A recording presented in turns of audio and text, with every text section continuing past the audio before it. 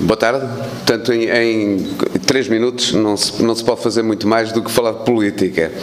Eu creio que uma das coisas que caracteriza a vida política portuguesa e que a distingue do conjunto da política europeia hoje em dia é o facto de não existir ecologismo político, digamos assim, organizado em termos de partidos e em termos de jogo eleitoral. Isso pode ser bom, pode ser mau, há uma história atrás disso. Mas o facto disso não existir teve como consequência que o ambiente, a ecologia, tudo isso acabou por se tornar numa matéria transversal ao discurso político. Isto é, toda a gente fala nisso. Há mesmo no jargão tecnocrático uma coisa que depois passou para o discurso corrente, que é a sustentabilidade, que é uma coisa que tanto pode querer dizer alguma coisa como não querer dizer nada, e geralmente não quer dizer nada.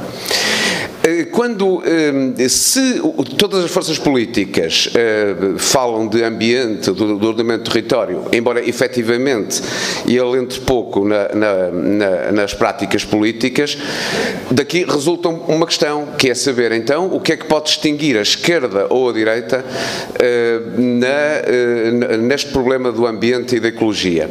E é mais uma interrogação do que uma afirmação, é uma questão de tentarmos perceber o que é que pode fazer parte de um projeto político de esquerda e, sobretudo, se as questões ecológicas e ambientais devem entrar desde a sua gênese naquilo que possa ser um projeto político de uma esquerda diferente. Só como tópico, eu para já começo por dizer que acho que ambiente, a ecologia, é mais ciência do que ideologia, e deve ser. O que não significa que não deva ser política, porque necessariamente é. O problema todo que se coloca creio eu, ou pelo menos é um dos enfoques possíveis e que eu aqui deixo, é que nós falamos de uma crise económica. Importaria saber se a crise económica, estou a falar em termos globais, que existe, ou as sucessivas crises financeiras e económicas que se têm encadeado umas nas outras, disfarçam uma crise ecológica que lhe está subjacente, ou se pelo contrário são duas coisas completamente diferentes. Eu creio que elas estão intimamente ligadas, que existe uma dívida ecológica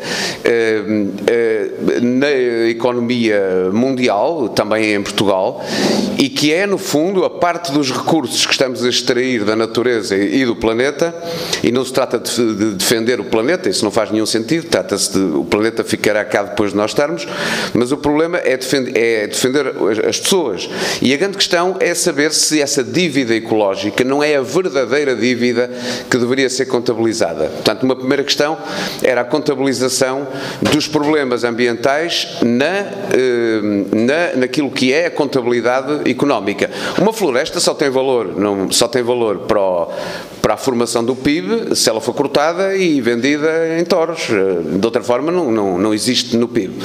Queria, portanto, deixar essa questão, assim como acentuar a ideia de que essa abordagem, digamos assim, em termos económicos da contabilidade geral da economia, deve-nos fazer refletir sobre o problema do crescimento, ou seja, a ausência de crescimento e a depressão da economia tem como consequência o desemprego, do que se falou, e todas essas tragédias sociais que estamos a constatar.